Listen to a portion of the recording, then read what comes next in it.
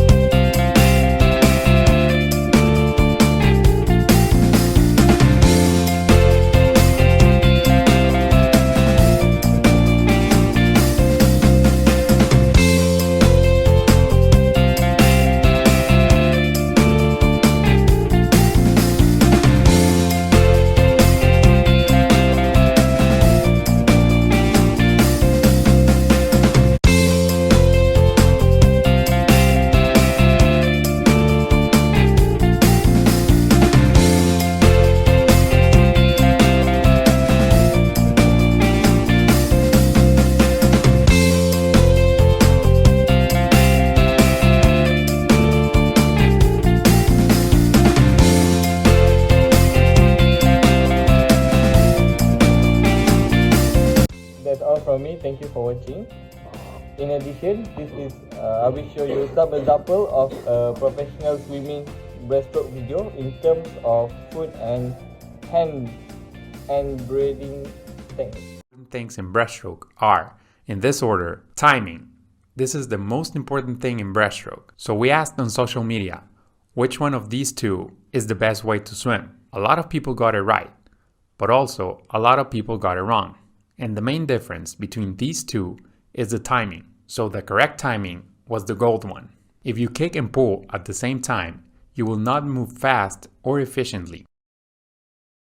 Look at this example. All of the propulsion from the arms is being stopped by the kick, and then all of the propulsion from the kick is being stopped by the arms and chest. So remember, the correct timing is pull, kick, and glide. Pull, kick, and then glide. Ankle circles. The second most important thing in breaststroke are the ankles. When you swim breaststroke, you will be doing circles with your ankles. Let's stop the motion of the knees and you will see it more clearly. See how the ankles move in circles really quickly? You need to practice that. You can do it on land first and then move the knees as well. Remember, move the ankles in circles quickly. Third, narrow knees. One very common mistake in breaststroke is to open the knees too much, or even opening the knees too soon. Both of these things are wrong. The best way to swim breaststroke is to open the knees very little and quickly.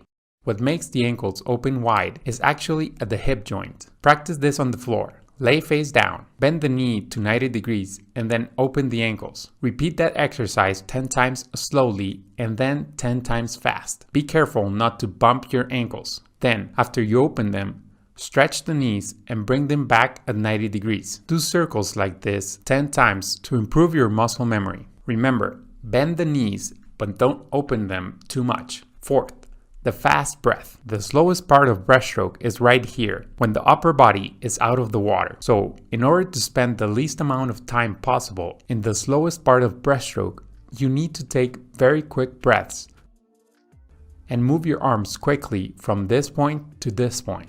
There is no time to exhale when your head is out. You need to start exhaling underwater, so you can just inhale above quickly. They don't need to be full breaths. You can do shallow breaths as long as you do them quickly. Don't worry about running out of breath. In breaststroke, you breathe every stroke. It's not like in butterfly, where you can keep your head down. Remember, don't spend too much time with your head above the water. Fifth, high hips. The last point is very important if you want to swim fast breaststroke, but it is also the most difficult one to do it correctly. Keeping the hips high should be easy when you're gliding. You just push your chest down a little and that will lift your hips. The challenge is to keep it high when you're taking a breath. You need 4 things: core strength, lower spine flexibility, loose hip flexors, and explosive hamstrings. First, core strength, because these muscles are the ones that will bring your torso up above the water. The arms also help with this, but the core needs to be tight to maintain those hips up. Second, the lower spine needs to be flexible. If you cannot do this on land with the help of the floor and gravity, what makes you think you can go to this position in the water? The hips will sink instead if you don't bend the lower back. Loose hip flexors. If your hip flexor muscles are tight, then the knees will come down. To know if you have tight hip flexors, do the Thomas test. Lay on the floor face up and pull one knee close to your chest. If you feel a tight stretch, and if your other knee is being lifted up from the floor, or if it's leaning to the middle, you might have tight hip flexors. Do this exercise 10 times with each leg to start loosening those hip flexors, and then hold this stretch for a minute with each leg. Don't forget to tighten your glutes, your core, and do a posterior tilt of the pelvis. You can lean forward 10 seconds and back for another 10 seconds for a total of 1 minute each. Fourth, you need explosive hamstrings, meaning you need to bend the knees quickly. Every millisecond you waste bringing your ankles up is going to cost you in drag and will likely make you sink a little. An excellent exercise for this is the hamstring slides. Do this 8 times and rest for a total of 3 rounds. This video is just the start if you truly want to understand what a good breaststroke technique looks like. If you want to dive deeper into breaststroke knowledge, click on this playlist here. And if you want to visit our webpage where you'll find merchandise, swimming camps, programs, and more, click here. See you there. Swim fast.